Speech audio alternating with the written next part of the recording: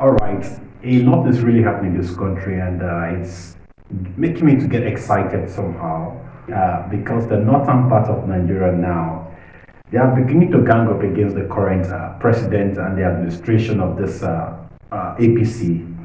And what are they trying to do now? There was a massive campaign in the northern part of Nigeria yesterday, which happened to be on Friday in a lot of their mosques, and telling their people that this present administration is trying to make them really, really poor.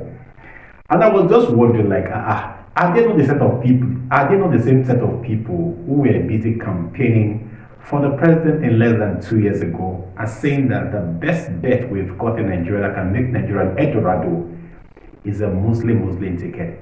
Me personally, I don't care who becomes our president as long as the person has what it takes to rule us effectively. It's okay by me, because a lot of us actually shouted then that this is not ideal. Most of you in the northern part of Nigeria believe that the best thing that can happen to Nigeria is to have a Muslim ticket, especially people like Erufai. But that's discussions for another day.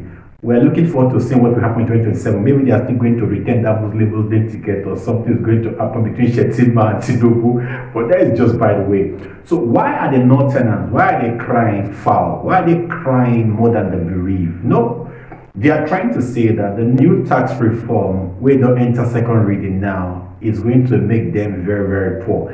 Initially, I have my reservation with the tax reform based on the fact that a lot of tax has been at the neck of Nigerians. But having looked at the tax reform in-depthly, I say, man, this is the end thing. You know why, guys? Now, it's not just about you having the corporate headquarters in a particular area, but where such products or goods or services consumed the more, we get more money at the end of the day. This simply means that most of the northern states will definitely not have anything at the end of the day. Let's just use Akwa as a case study. Now, in a lot of the northern parts of the country, they said is an abomination, is a taboo, is an around for you to sell alcohol in the state.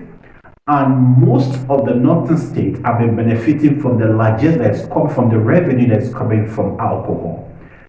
Apparently, with this new reform, no dime with relation to alcohol will go to the northern part of Nigeria. So the northern people now are beginning to shout that it is the scheme, the antics of this president to make sure that the north become a slave to the south. I don't know if it is true or not, but when you know they produce something, you know the consumer, how do you expect the share of the revenue will come from that thing?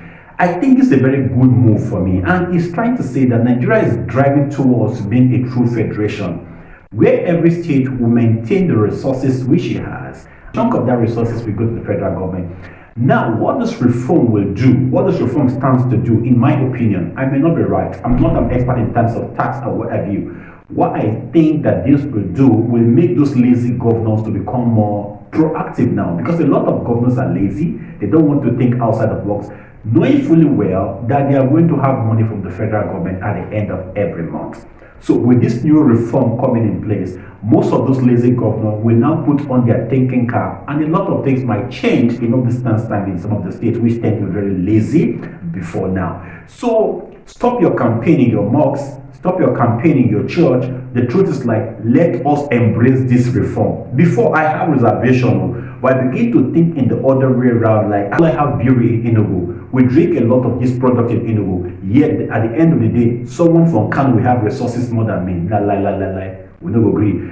And what these northerners are trying to say again is that what Tinubu is trying to do is just to push a Lagos State agenda, knowing fully well that Lagos State at the end of the day might end up having even 70% of the revenue that comes into the country at the end of every month. So this is what we have got on ground now, that the northerners are crying foul that Tinubu is head-bent on ensuring that he destroys the northern part of Nigeria. Do you think they are correct, or probably they are just fantasizing? And guys, I see you soon, but however, do not forget to subscribe, to like, and to hit the share button.